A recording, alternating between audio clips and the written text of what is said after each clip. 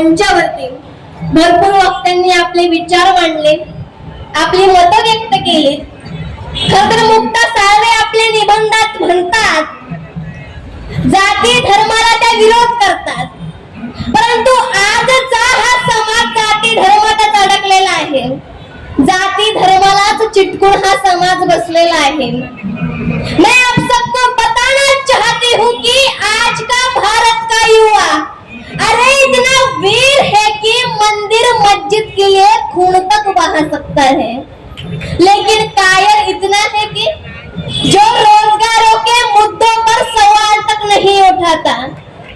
अरे एक तथ्य यह भी है कि हमारे पास राफेल है, लेकिन गरीबों के घरों में राशन नहीं.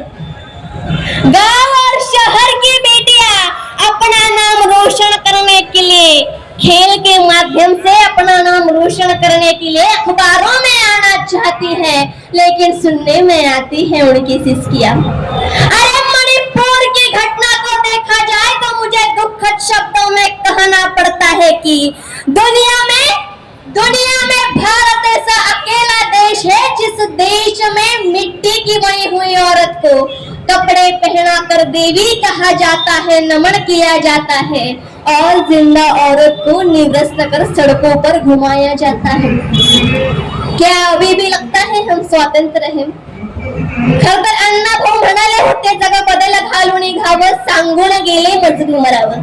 त्यांनी आपल्या सर्वांना डॉक्टर बाबासाहेब आंबेडकर यांच्या विचारावर चालायला लावले, परंतु आपण जाती धर्मात अडकलेलो आहोत आणि अण्णाभाऊंनी सांगितलेलं ते वाक्य आपण विसरून गेलेलो आहोत. फक्त जयंती निमित्त, पुण्यतिथी निमित्त एकत्रित येतो, अभिवादन करतो, जय लहूजी म्हणतो, अण्णाभाऊ साठे यांची घोषणा देतो आणि पुढच्या दिवशी त्यांना विसरून जातो. खरं तर आपण सर्वांनी आज अण्णाभाऊ साठे यांच्या जयंती निमित्त संकल्प करायचा आहे की आपण अण्णाभाऊ साठे, डॉक्टर बाबासाहेब आंबेडकर, लहुजी वस्ताद साळवे, महात्मा ज्योतिराव फुले व छत्रपती शिवाजी महाराज यांच्या विचारावर चालूया आणि या महापुरुषांचं राहिलेलं काम आपण पूर्ण करूया.